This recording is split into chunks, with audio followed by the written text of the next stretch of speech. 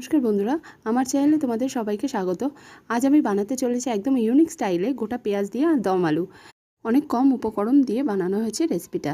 একবার বানালে বারবার রেসিপিটা বানাতে ইচ্ছা করবে। তো চলুন শুরু করা যাক রেসিপিটা বানাতে লাগছে আমাদের ছোট ছোট গোটা পেঁয়াজ, লাগছে আলু, আদা রসুন এবং আর একটা পেঁয়াজ যেটা আমরা কুচিয়ে দেব।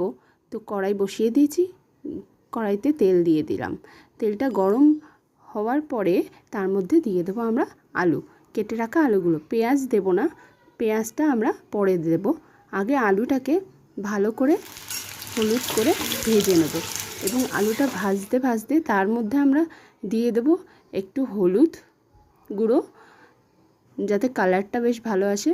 নুন দেব এবং হলুদ দেব। এটাকে হলুদ হয়ে গেছে, ভাজা হয়ে গেছে ভালো করে। এবারে এটাকে তুলে নিয়ে আবার কড়াইতে আমরা গোটা পেঁয়াজগুলো দিয়ে দেবো, যাতে গোটা পেঁয়াজগুলোর গাটা বেশ ভালো করে ভাজা হয়ে যায়। এবং বেশি ভাজা হলে পেঁয়াজটা বেশি সেদ্ধ ওভার কুক যাতে না হয়ে যায়। পেঁয়াজের গাটা যখন হালকা ক্রিস্পি আর ব্রাউন হয়ে যাবে তখন আমরা পেঁয়াজটাকে তুলে নেব। তো ততক্ষণ অবধি পেঁয়াজটাকে আমাদের হালকা হাতে অল্প অল্প আঁচে ফ্লেমটাকে কমিয়ে রেখে ভাজতে হবে। পেঁয়াজগুলো খুব ছোট সাইজের, এরকম ছোট সাইজের নিলেই ভালো হয়। বড় সাইজের নিলে এটা করতে, রেসিপিটা করতে একটু অসুবিধা হবে, বাট হবে। কিন্তু পেঁয়াজগুলো গোটা রাখলে রেসিপিটার টেস্টটা একটু বেড়ে যাবে। তো পেঁয়াজগুলো যাতে ছোট সাইজের হয় সেটা লক্ষ্য রাখতে হবে।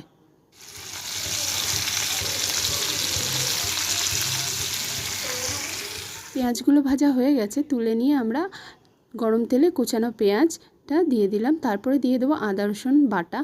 পেস্ট নয়, পেস্টের স্বাদটা একটু আলাদা হয়।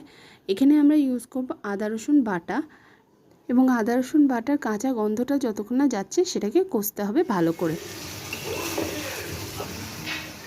কষা হয়ে গেলে তার মধ্যে দিয়ে দেবো হলুদ পরিমাণ মতন, এবং পরিমাণ মতন দিয়ে দেবো নুন।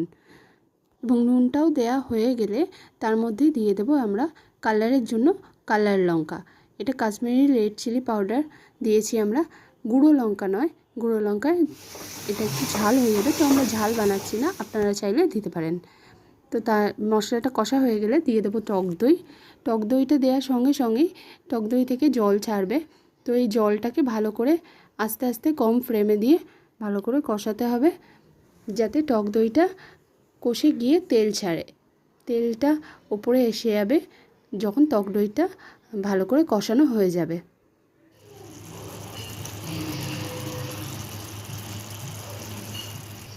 মশলাটা কষানো হয়ে গেছে, ওপরে দেখাই যাচ্ছে যে তেলটা ছেড়ে দিয়েছে।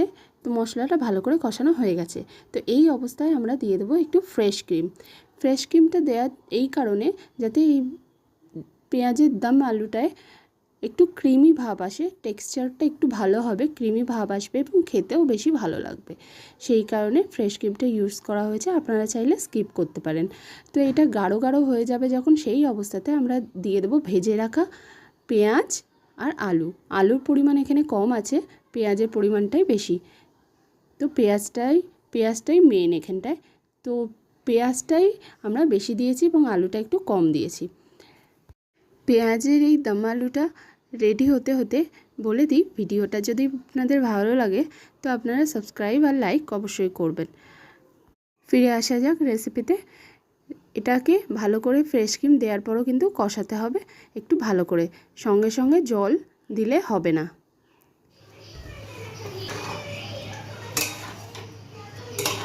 ভালো করে কষানো হয়ে গেছে। এবারে এই অবস্থায় আমরা এর মধ্যে দিয়ে দেবো খুব অল্প পরিমাণে জল।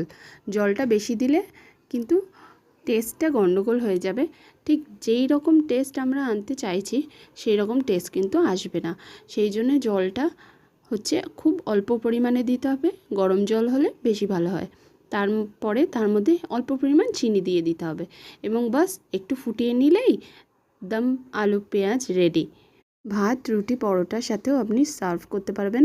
এটা এতটাই টেস্টি হয়, একবার বানিয়েই ট্রাই করে দেখুন।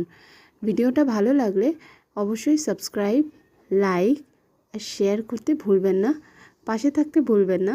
এবং দেখা হচ্ছে আপনাদের সাথে আবার নেক্সট ভিডিওতে একটা অন্য ধরনের নতুন রেসিপি দিয়ে। তো আমার এই ভিডিওটা শেষ পর্যন্ত দেখার জন্য আপনাদেরকে অসংখ্য অসংখ্য ধন্যবাদ। রেসিপিটা ভালো লাগলে অবশ্যই লাইক, শেয়ার, সাবস্ক্রাইব অবশ্যই করবেন। বাই।